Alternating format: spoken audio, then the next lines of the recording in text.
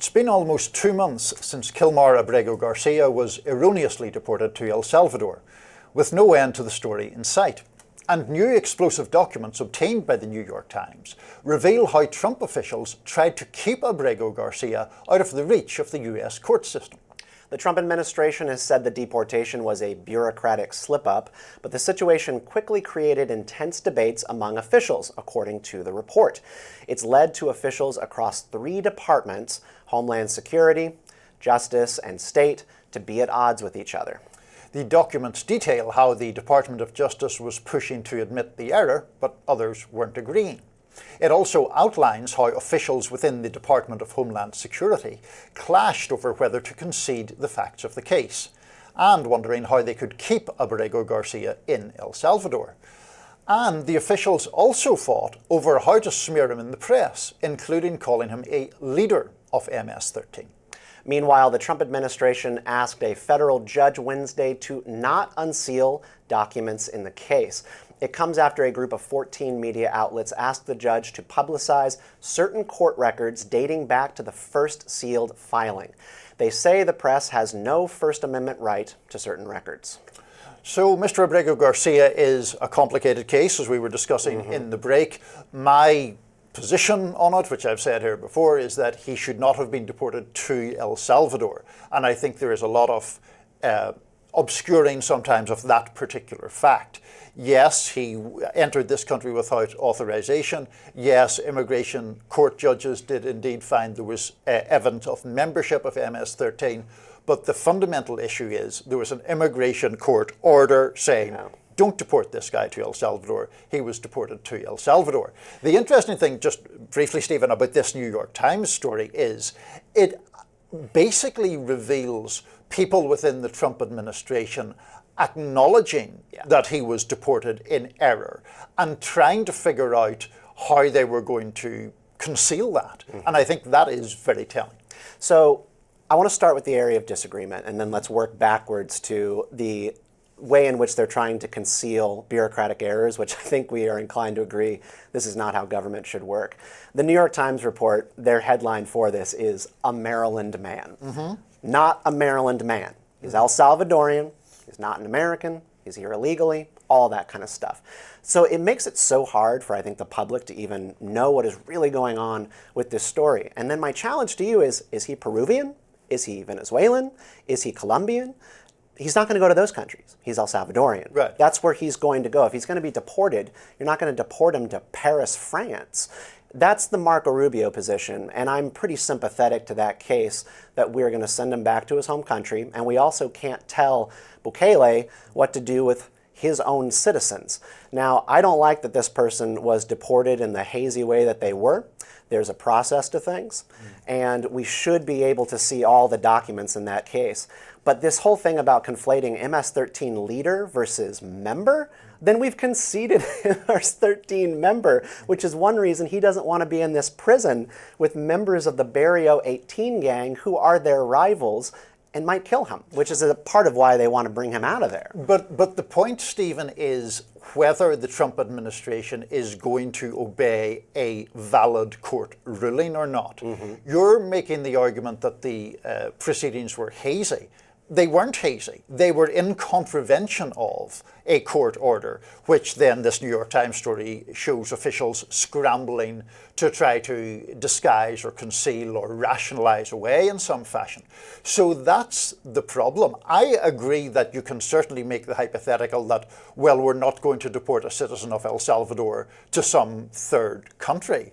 Now, in fact, of course, we have deported Venezuelans to El Salvador, so we do that on occasions. Sure. But the point is that the central issue in the case is a valid court order in this country saying, don't deport this guy to El Salvador, his life would be in danger.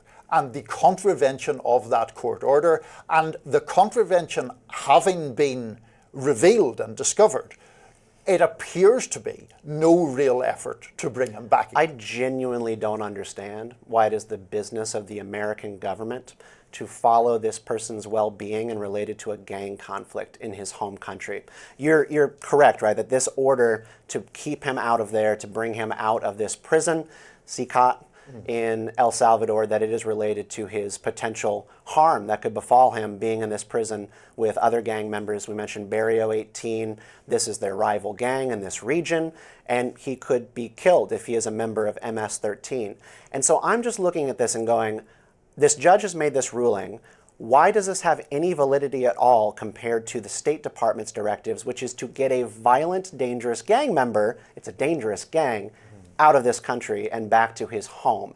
I don't like the process. I think the process has been bad, but I am definitely looking at Marco Rubio's position on this and going, this is not a judge's business. But if you say the process has been bad, you're putting yourself in the role of judge and jury, essentially. You're saying, I don't like the process, I don't think the judge should have ruled that way, so I'm going to ignore it. We can't have a system whereby you or I or anybody, including members of the Trump administration, can say, well, yeah, that's what the court says, but we think that's wrong, so we're going to just ignore it.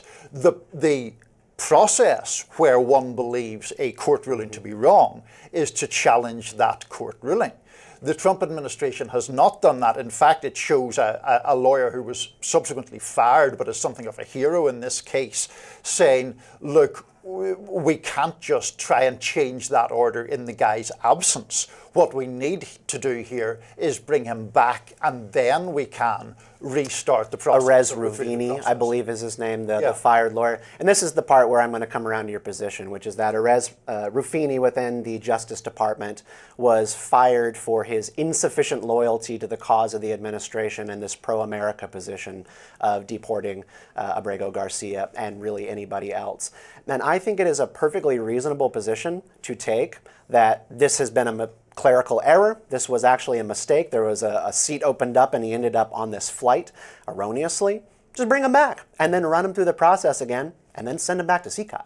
Like, that to me is a perfectly acceptable outcome. If he is who you say he is, bring him back, run it through a public process, let everybody see it, and then he's gone again. Done. I mean, apart from the send him back to CCOT part, I agree with most of that. I think that the point here is actually a due process point. It is about the denial of basic rights and the denial of obedience of a court order. And we see this play out in some of these discussions that are being had, which to my mind are really telling, Stephen, because ever since this case bubbled up, we've had people in the public sphere saying, well, he should have been deported anyway, or what we did was fine. Mm-hmm. The original position by Mr. Ruvini was to admit that the deportation had happened in error. Yeah.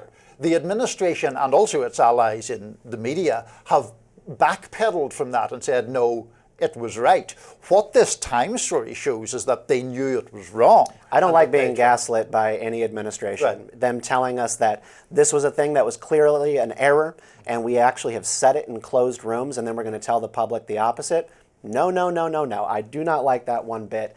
And Ruvini also said that this handling of the case, this is what his quote to the New York Times, that it jeopardizes many far important initiatives of this current administration. It clearly does. If you actually support what the Trump administration is doing more broadly, this distraction has been a disaster. They need to fix it. And they could do it like that, and they're just choosing not to. I agree with that point for sure. Absolutely. So up next, Trump's DHS blocks Harvard from enrolling international students. We'll be back soon.